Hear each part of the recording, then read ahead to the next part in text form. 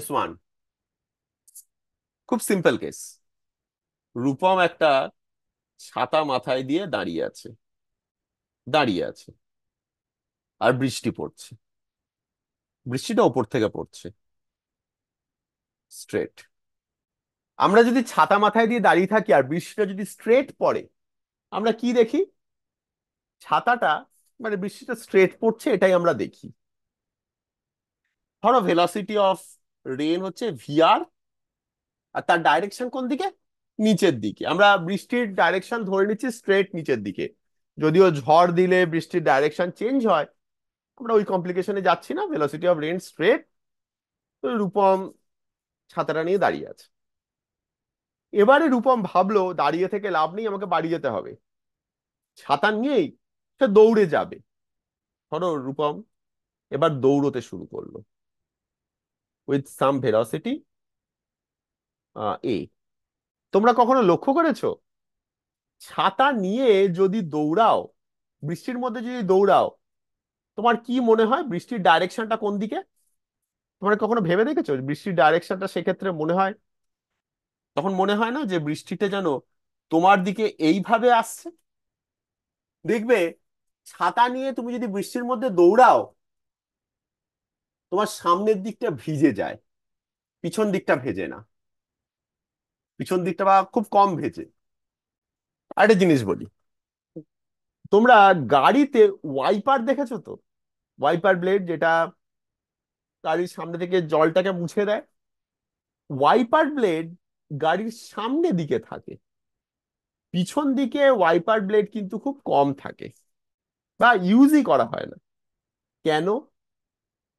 কারণ গাড়িটা যখন সামনের দিকে যায়, মনে হয় না বৃষ্টিটা ছিটকে এসে সামনে লাগছে?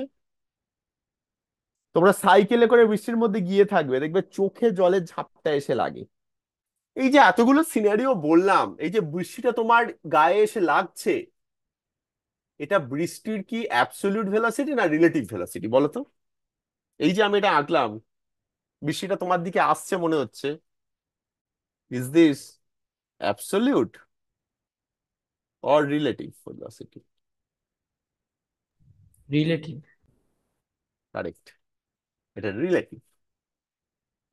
মানে এখানে তুমি যেটা দেখছো সেটা হচ্ছে velocity of rain with respect to you. তোমাকে আমি এ বলেছি, এবারে velocity of rain with respect to you. এবার যে ফর্মুলাটা শিখেছো তাতে কি? এটা V R minus V A. Triangle law দিয়ে আমি যদি করি, V R minus V A, V আরটা কোন দিকে? নিচের দিকে এইরকম।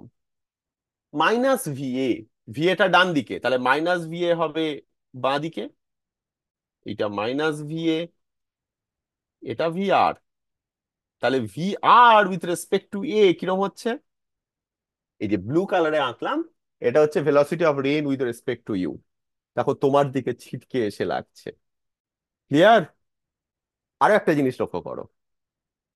এবার আমি একটা প্রশ্ন করি, যদি বৃষ্টির স্পিড বাড়ে, তাহলে এই যে যত অ্যাঙ্গেলে তোমার দিকে এসে লাগছে বৃষ্টিটা, এটা বাড়বে না কমবে?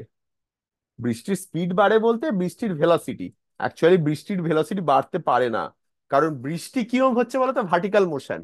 মেঘ থেকে যখন পড়তে শুরু করছে তখন জিরো ভেলোসিটি ছিল, তারপর নিজের ওয়েটের জন্য পড়ছে।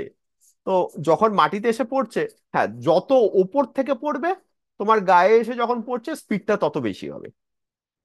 ঠিক আছে? তো ধরো বৃষ্টির স্পিড বেশি, মানে ভার্টিক্যাল স্পিডটা বেশি। যদি বৃষ্টির স্পিড বেশি হয়, লক্ষ্য করছো এই অ্যারোটা, এই নিচের দিকের অ্যারোর লেন্থটা বেড়ে যাবে। নিচের দিকে অ্যারোর লেন্থ বেড়ে গেলে অ্যাঙ্গেলটা কমে যাবে। আর তুমি যদি বেশি জোরে দৌড়াও, এইটা যদি বেশি হয়, তোমার স্পিড যদি বেড়ে যায়, তাহলে অ্যাঙ্গেলটা আরো বেড়ে যাবে। সাইকেলটা যত বেশি জোরে চালাবে তুমি, বৃষ্টিটা তত জোরে তোমার দিকে আসবে। ওকে? ক্লিয়ার?